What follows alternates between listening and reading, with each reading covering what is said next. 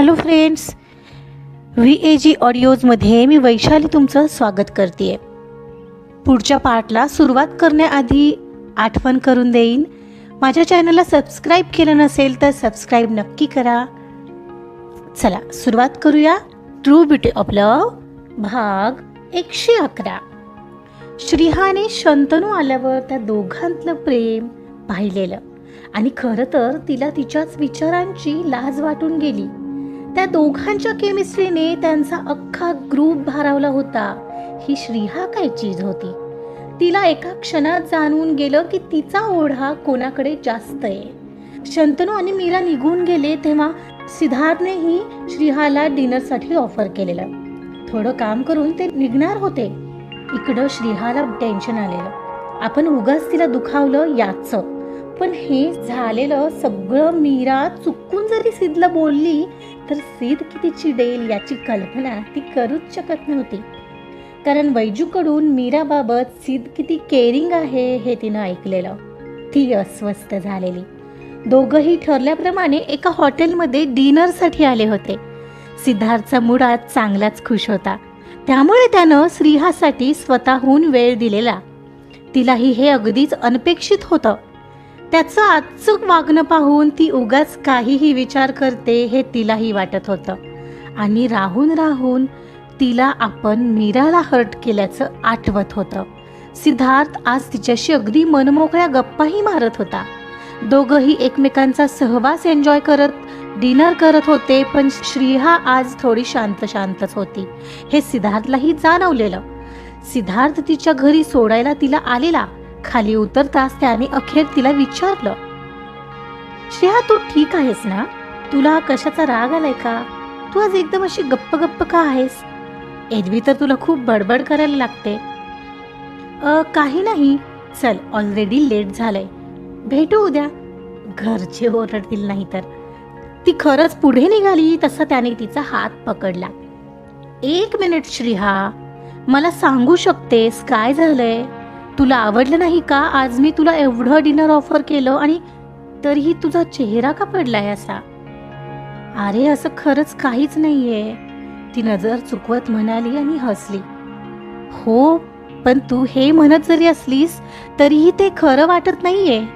तू बोलते एक आहेस आणि तुझा चेहरा एक बोलतोय. सो मला पटत तर अजिबातच नाहीये. बोल आता काय झालंय? विचारतच त्याने एकदम तिला स्वतः जवळ ओढलं. ती अगदीच आता त्याच्या समोर होती आणि त्याचा चेहरा अगदी जवळून तिला एकटक पाहत होता. पहिल्यांदा सिद्धार्थ वेगळं वागत होता तिच्या सोबत आणि तिच्या चेहऱ्यावर घाबरल्याचे भाव होते. हेच तर हवं होतं तिला. सिद्धार्थ असं कधीच तिच्या सोबत वागत नसायचा, पण आज मात्र तो खरंच वेगळा वाटत होता. ती त्याला पाहतानाही तिच्याच विचारात हरवलेली. त्याचा मूड भलताच होता. त्याने अलगद तिची हनुवटी उचलली आणि तिच्या ओठांवर ओठ टेकवले आणि बाजूला होऊन तिचा चेहरा पाहत राहिला.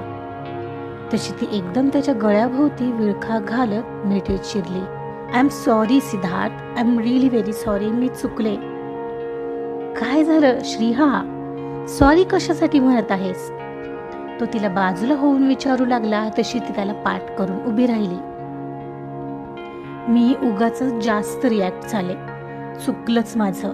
मला वाटायचं की तुझं माझ्याकडे लक्षच नाही, तुला कदाचित माझ्याबद्दल काही वाटतच नाही आणि म्हणूनच मी आज. तू काय श्रीहा? मी ते रागाच्या भरात मीराला आय मीन सॉरी. ती कान पकडून एकदम त्याच्याकडे वळून बोलली. श्रीहा तू मीराला काही बोललीस? पण का? तू?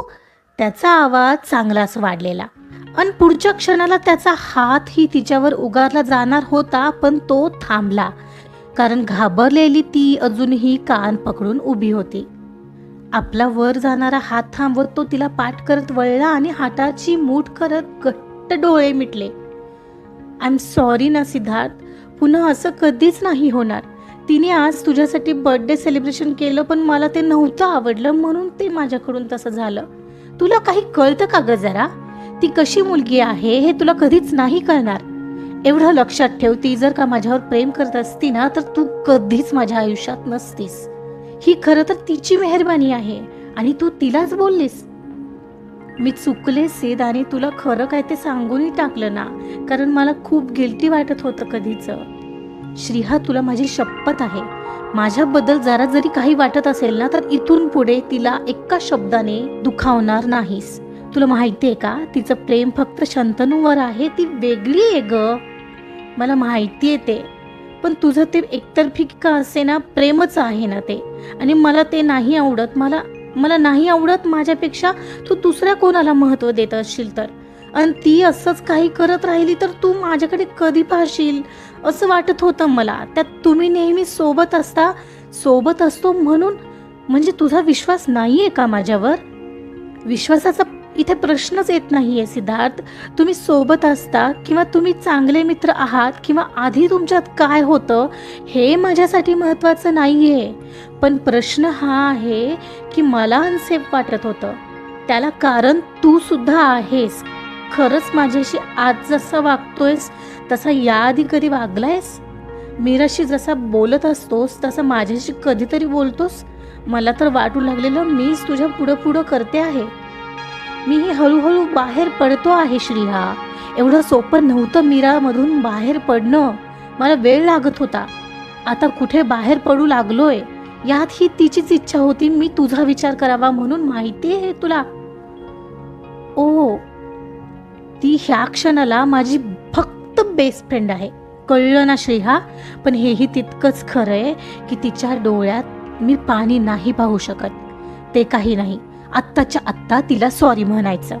म्हणत त्याने खिशातला मोबाईल पटकन बाहेर काढला आणि मीराला फोन लावला, आणि रिंग होत होती तरीही स्पीकरवर केला. इकडे जेवण करून शंतनू आणि मीरा बेडरूम मध्ये नुकतेच आले होते. मीरा आताही कसल्याशा विचारात हरवलेली कपड्यांच्या घड्या घालत होती. तसं शंतनूने येऊन तिला पाठीमागून जवळ ओढलं. मीरा, ते राहू दे ना, चल ना झोपायला. अरे तू जा ना, मी आलेच एवढ्या घड्या घालून. नाही ना, तूच सुद्धा चल माझ्यासोबत आत्ताच्या आत्ता.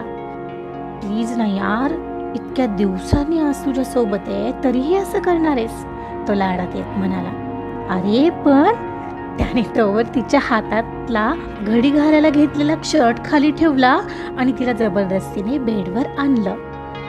त्याचा मूडही अर्थात वेगळाच होता.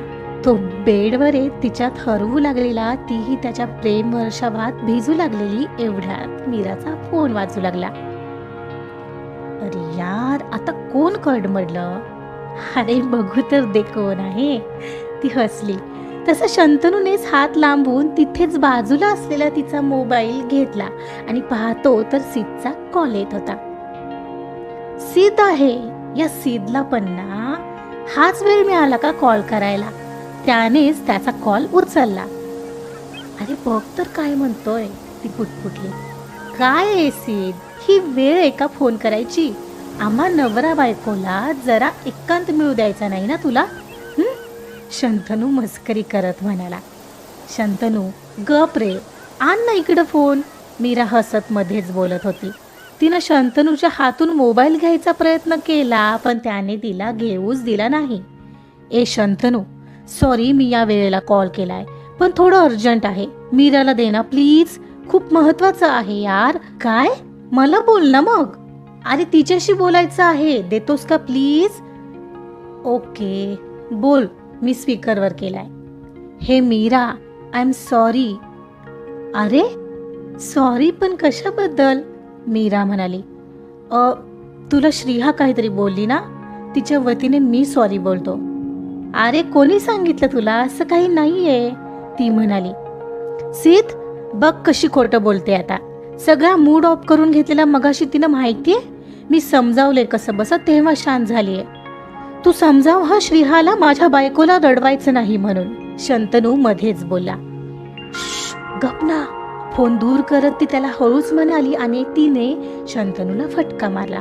मला वाटलेलंच, म्हणूनच कॉल केलाय मी. मीरा सॉरी यार, सिद म्हणत होता. तरीही शंतनूला तिनं खुणावून विचारलं, तू सांगितलेस का त्याला? तर शंतनू मी नाही बोललोय असं इशाऱ्यानेच म्हणाला. मीरा बोल ना आता, मला माहितीये ती तुला असं बोललीये. तिनंच मला सांगितलंय, ती आत्ता आहे माझ्यासोबत. थांब मी तिलाच देतो. मीरा, आय एम सॉरी, माझं खरंच चुकलं.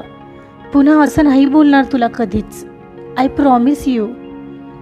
इट्स ओके श्रीहा, होतं असं कधी कधी. ठीक आहे, मला नाही राग आला. राग तुला कधीच येणार नाही मीरा, मला ते माहिती आहे. पण तुला वाईट नक्कीच वाटलं असणार, आय नो. बट ती तुला इथून पुढे असं बोलणार नाही, आणि बोली तर मला सांगणार आहेस हा, पुढं सिद्ध म्हणाला. ओके ठीक आहे सिद्ध, डोंट वरी. आता उगाच हे सगळं धरून नको बसू, सोडून दे रे. ओके, तिच्यावर रागावू नकोस, तिला समजून घे. मीरा म्हणत होती आणि सिद्ध श्रीहाला खुणावत होता. बघ आता ती काय म्हणते.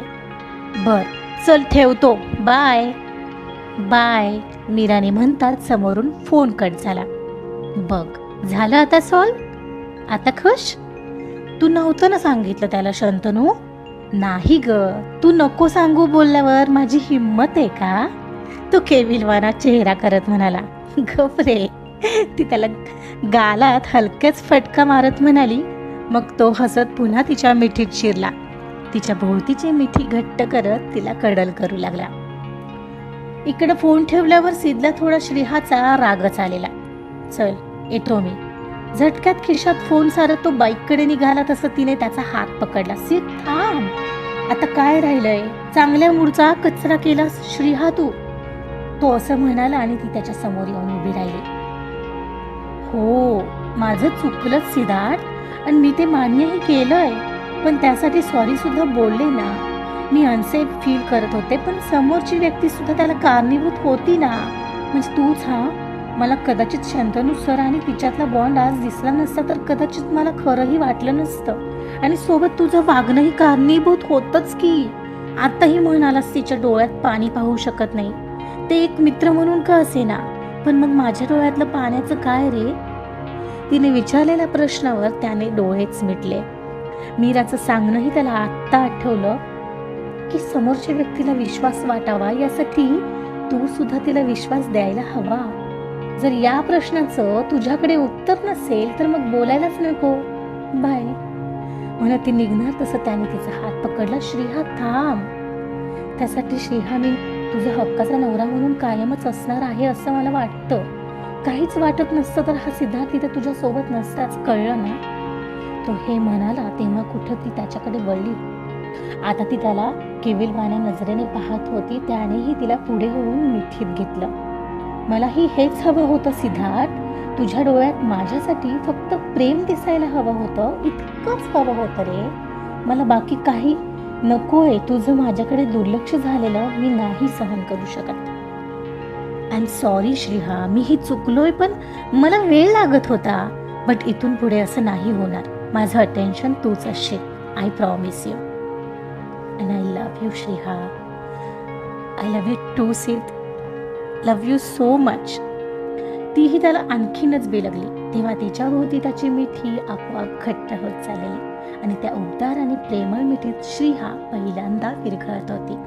दोघंही एकमेकांच्या मिठीत हरवलेले, रोडवरच आहेत बहुधा हे सुद्धा विसरलेले. आणि सिद्ध आता खऱ्या अर्थाने त्याच्या आयुष्यात श्रीहासोबत पुढे जाऊ पाहत होता. आजचा पार्ट इथेच संपलाय. आजचा पार्ट कसा वाटला हे आपल्या कॉमेंट्समधून नक्की कळवा. आणि कथा आवडत असेल तर लाईक करा, सबस्क्राईब करा आणि शेअर सुद्धा करा. Thank you so much.